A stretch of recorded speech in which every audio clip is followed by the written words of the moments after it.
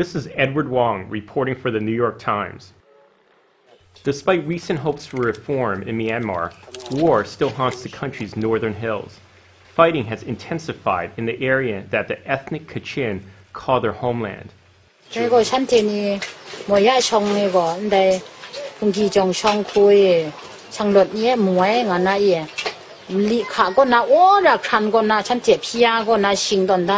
A 17-year ceasefire ended in June when the Burmese army pushed into territory controlled by the Kachin Independence Army.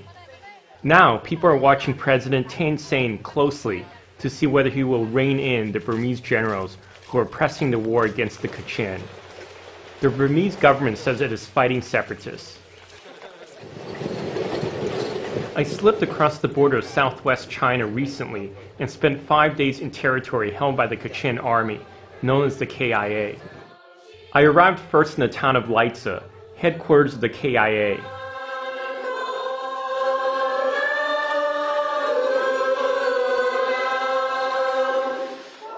Most Kachin are Christian.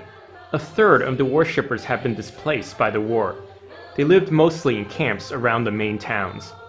From maybe 50 years back, Burmese government have been discriminating or they try to oppress these tribal people, non-Buddhist people, for Christians.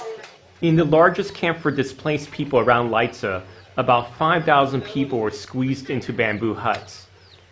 It was starting to look like a village, with 2 churches and a health clinic, but food and medical supplies were scarce.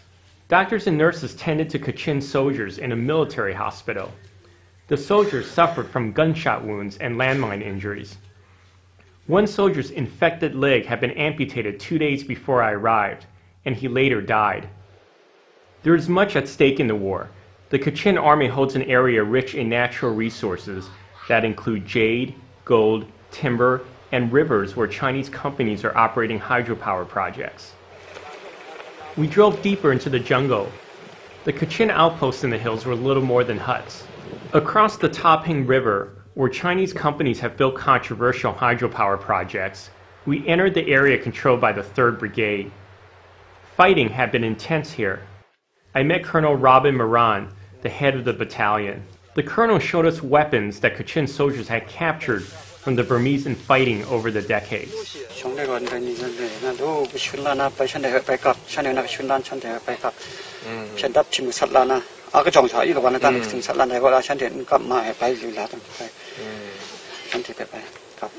Further down the road, soldiers were heading off to the front line.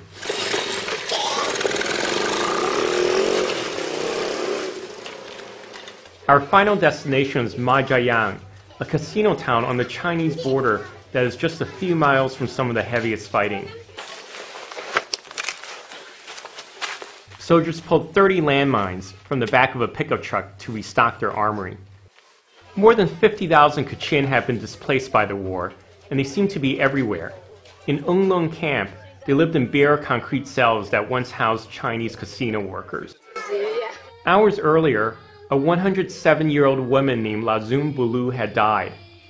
She and her family had fled their village in November as Burmese troops were advancing.